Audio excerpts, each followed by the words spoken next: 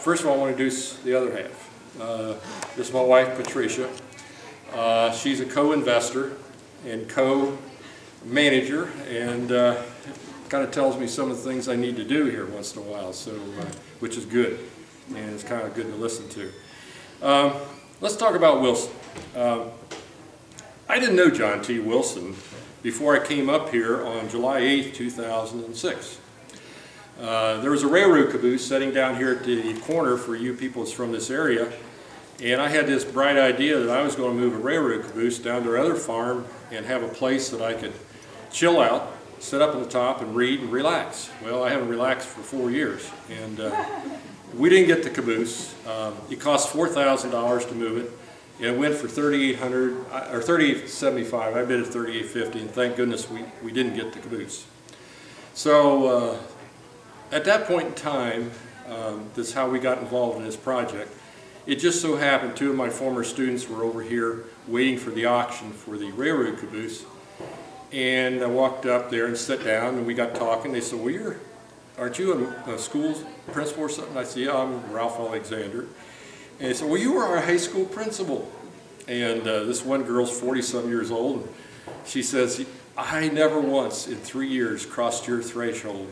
I feared you more than anything else. And okay, so at any rate, they started telling me about this project, and you couldn't even see it.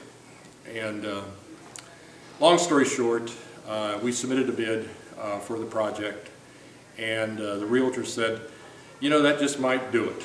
And so I went to the bank down here where I normally bank, Key and National Bank and Trust, told them what we wanted to do, and they laughed.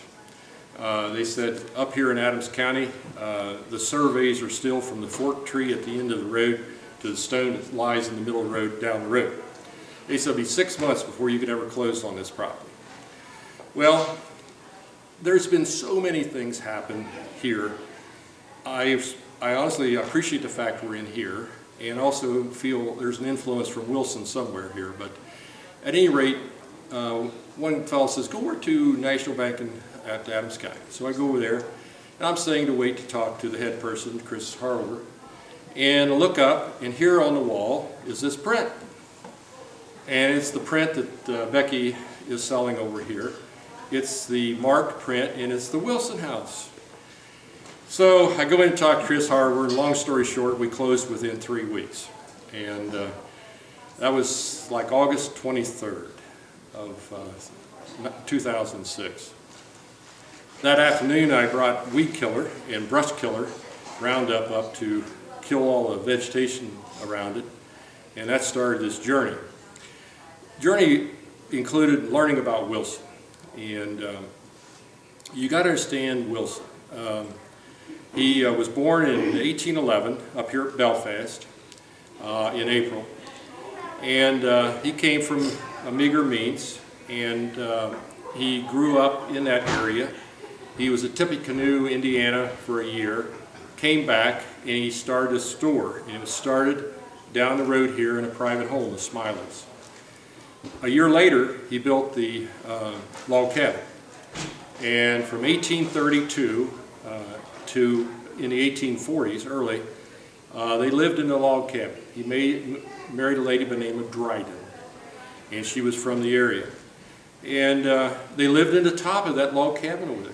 Can you imagine that? I mean, dirt floor. That was a store in the bottom, and wind and everything blowing through there, and that was life back then. But that was the only store in this entire area. There was no Seaman. There was no Peebles, because those came about because of the railroad, which was not constructed sometime around 1870s. So that was a pretty active place. Furs, I need to say this, whiskey was a major trading commodity. Because whiskey was used for everything. It was used for medicinal purposes and anything else that you could think of. So he traded in that, and there was a lot of bartering, eggs, milk, and that type of thing. And so from 1832 up to the 1850s, he lived just a normal storekeeper's life. And you know, he was also a farmer, and somewhere in that period of time he got kicked in the knee by a horse, and he always walked with a limp. So remember that part. Well, he was very active in the Underground Railroad, and he was a strong abolitionist. And if you notice not, there's a picture hanging or standing on the mantle over there. Belial Burgess was, we think, a friend of his. Stephen Kelly and I have talked about it. Now, I don't know the closeness of time, but the interesting thing is Belial Burgess was a firebrand minister that spoke to different places, and he was so hated by the people who had slaves that they tried to burn his house down, tried to kill him, and he kept on speaking. He just was that type of person. Interesting thing is, Wilson built a children's home over at West Union in 1884, paid for it totally, and still there. There's only two pictures hanging in the Wilson's children's home, Wilson and Lyle Burgess. So to me, can you imagine 100 of them going off at once, what just went off in the big battle in Shiloh? Well, at any rate, the thing that Burgess and him probably had a connection at that point in time. So he was very active in the Underground Railroad, as far as we know, but that part of history, most people did not brag about that. That was very secret, and for various reasons, because you became a marked person if you were trying to get slaves across and that type of thing. The interesting thing, and I had it here, here it is. I don't know how, one of my people that helps me and works with me, he likes to collect things, and believe it or not, we look for treasures over there. This is a treasure we found. If you look through there, you can see through it. Supposedly when slaves crossed the Ohio River, or they got chased, they would lay under the water, and this is the way they would breathe. We found this because underneath the barn over there is a little area that you could live and stay, and we found this underneath there. And I don't know how else this came, how else would it be? And it is hollowed out. You can look down through there if you look right and see. That's the only prop I brought with me today, but he was a very strong abolitionist. Well, we rolled down through here, and then another little thing happened. He adopted, apprenticed a son, second son, by the name of W.A. Blair. And W.A. Blair built this Blair house down over the hill, which is considered the mansion house. He was the second richest man, other than Wilson, to pass away in Adams County. But W.A. Blair bought the store from Wilson, which is in the other side, this side closest to us, of the old house, the brick house. So at that point in time, the house was simply a residence. Wilson got very committed about the Civil War. He invested all of his available monies in Union bonds. And he also convinced his son, or his son wanted to go to battle. And he enlisted in the Union Army, or whatever it took to do it.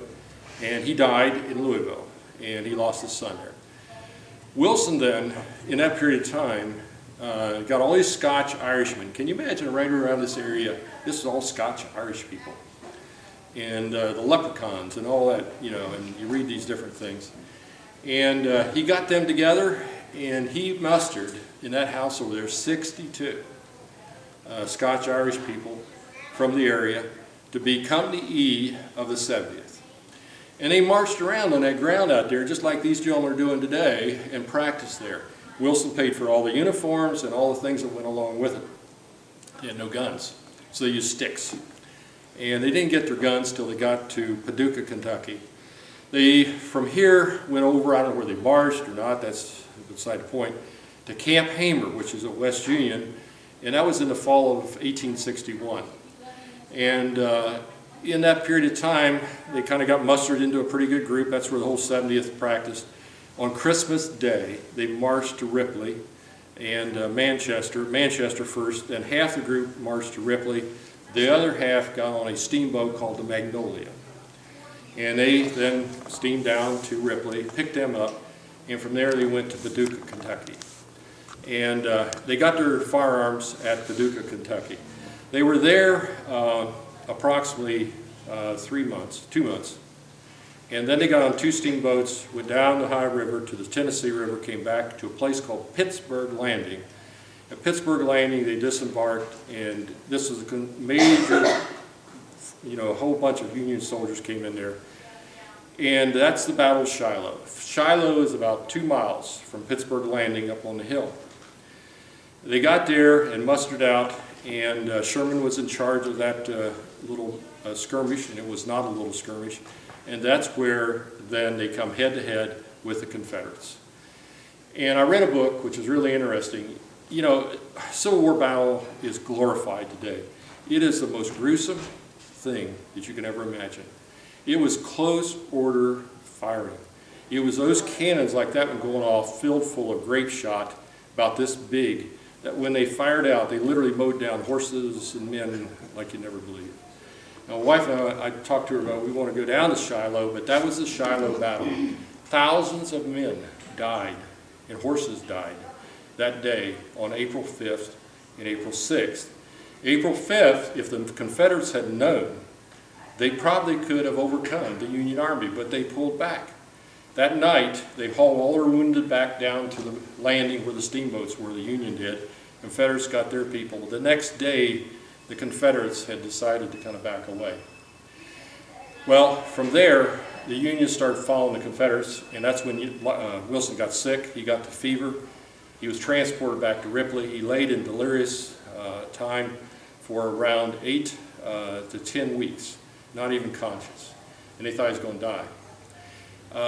He decided to go back, and he went back limping, and can you imagine all this time, he's limping along, not riding a horse, marching with the rest of his men. And he led those men into battle in Shiloh. And that's the question is, how much of a hero was he? He is, in some books, listed as a hero. At that point, Wilson came back here, and they said that he mustered out. They mustered him out because they said after he was a quartermaster for a period of time, and they just felt that he could do much more because of his health back here. He no more got back here without even running for office, and he was elected to state senate. Everybody liked and appreciated so much what he had done that he didn't even have to run. He was just simply nominated. He served 2 terms in the state senate. He started a bank at Ripley, which is still in existence, the Ripley National Bank. It's a different name now. And then he was elected to 3 terms in Congress. And he served 3 2-year terms. I left the book over there in the house. One of the Smiddles found a book up on the top of the house. It was Robert's Rules of Order, when Wilson, it's got a gold monogram on the front of it, when he went into Congress. One of the Smiddles called me down to Reading, Ohio, and said, I think I have something that you would like to see. So I go down there, and she had this box of books, and the very first book, I pulled out this dusty box, said John T. Wilson in gold monogram. And you know, Robert's Rules of Order, if you know what it is not the most exciting reading in the world. But I sat there for 15 minutes leafing through that because I'm thinking to myself, I'm the first person that maybe looked at Robert's Rules of Order since Wilson looked for it. It was in the top of the old house, along with some other books. So he was a congressman for 3 terms. He was elected he was president, or whatever you want to call it, chairman of the Agriculture Committee, which was one of the most important committees in Congress at that point. Somewhere in that period of time, he got beat, and he came back here, and he more or less started doing good things. The money he had invested in Civil War bonds with the Union Army really brought dividends. And he started buying farms, and this might be the one side of Wilson that could be in question. He became kind of a speculator, and he would loan people money, give them a start, and if they defaulted, then he inherited a farm. And that happens yet today, foreclosures. And when he passed away, he owned 74 farms. Interesting thing is, he was so committed, and I don't know what the influence, maybe it was W.A. Blair, that he took and gave to the Adams County Commissioners somewhere around $47,000, $48,000 to build the Wilson's Children's Home, which still stands today and is still used over there at West Union. He did that while he's still alive. The monument that stands in front of it, look for the monument, big tall monument, was built 5 years later. It was in his will. And it cost $5,000. Well, to wrap up Wilson, when he passed away, he had no direct living relatives. He had a lady by the name of Ellen Cowser. All of them are buried right out here, biggest tombstone.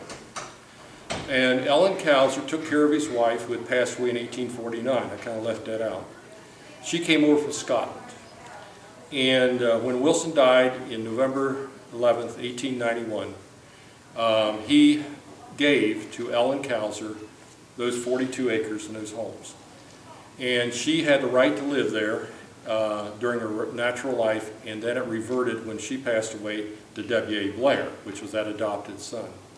That's how much he thought of her. I thought it was extremely, I have not found anything to question it. It was a very proper relationship.